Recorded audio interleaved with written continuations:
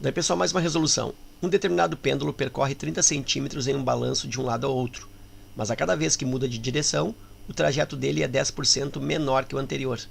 Qual é a distância total percorrida por esse pêndulo até o repouso?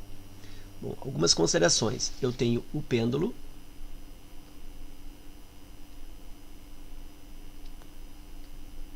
e ele diz que percorre 30 centímetros em um balanço de lado ao outro.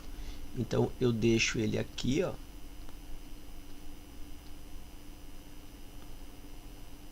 Quando eu solto, ele vai percorrer aqui 30 centímetros até o outro lado. Posição 1, posição 2. Então, aqui, ó, ele descreveu uma trajetória que tem 30 centímetros. Ok. Na volta, esse pêndulo vem, só que ele perde um pouco de força, né, por gravidade, enfim, ele vai diminuindo o seu trajeto e vem até aqui. Ele não vai até o máximo que ele tinha ido, vem até aqui. Depois volta até aqui. Depois até aqui. E ele vai diminuindo, tendendo a ficar o quê? Ficar parado, ficar na posição verticalizada. Então é assim que funciona o movimento de um pêndulo. Então ele está reduzindo a cada movimento 10%. Então vou colocar aqui, ó, reduz 10% a cada movimento. O que significa isso? Se ele reduz 10% a cada movimento, ele percorre 90% do movimento anterior. Então, isso significa que ele percorre 90% do trajeto anterior. E aí eu consigo estabelecer, como ele percorre 90% do trajeto anterior, consigo perceber que se trata de uma PG, de uma progressão geométrica, cuja a razão vai ser 90% do anterior. Quer dizer, eu multiplico o anterior por 90%. A razão é 90%, ou seja, a razão, cancela zeros, é 9 décimos. Então eu tenho uma PG com a razão igual 9 décimos. Ok. Então agora eu vou pensar numa outra situação. Já descobri a razão, descobri que se trata de um movimento pendular aí raciocinado através de uma progressão geométrica na redução dos seus percursos.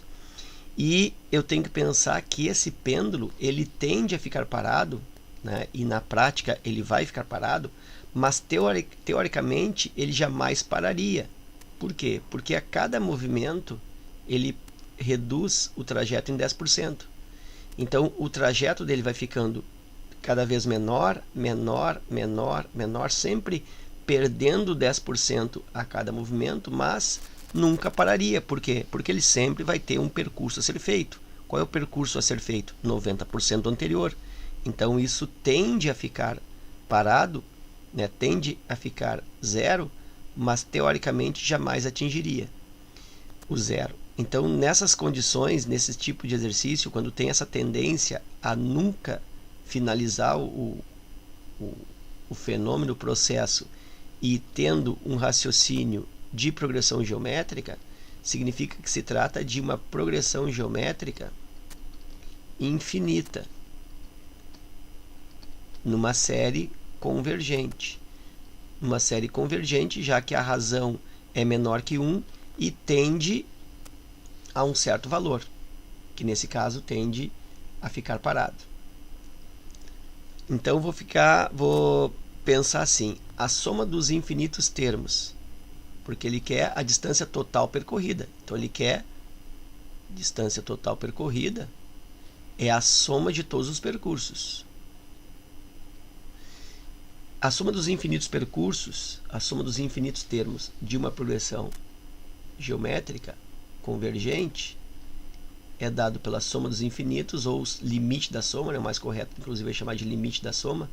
Então, a soma dos infinitos termos, ou limite da soma, é dado pelo primeiro termo, dividido por 1 menos a razão. E aí, parto para a substituição.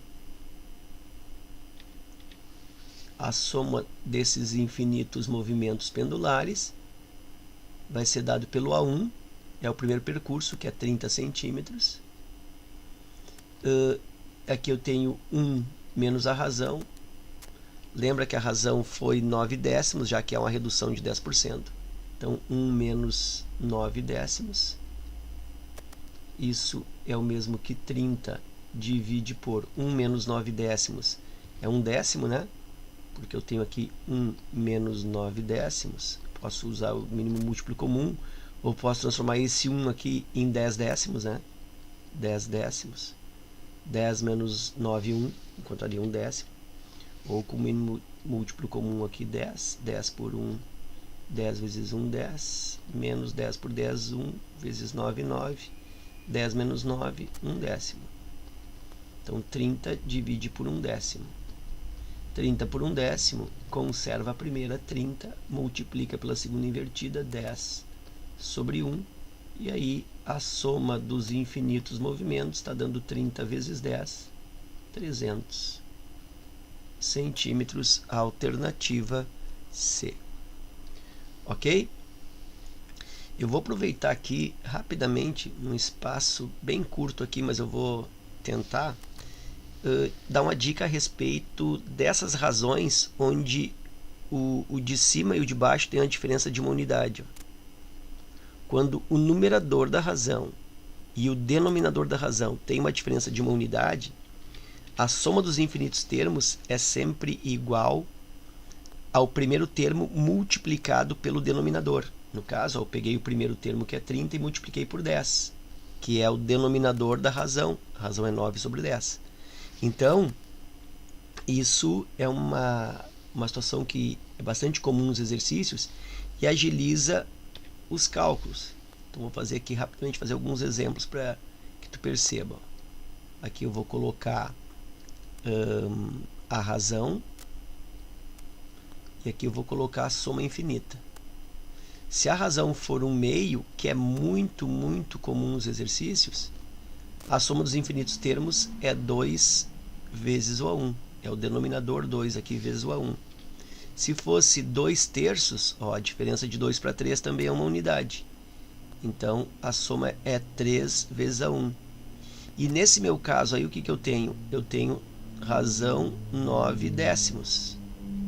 Diferença de 9 para 10 também é 1. Então, a soma dos infinitos termos é 10 vezes o A1. Então, isso serve aí como dica, ok? Ficamos por aqui. Espero que esse vídeo aí atenda às tuas expectativas, te ajude nos estudos. Fica meu forte abraço, te agradeço a visita e até a próxima.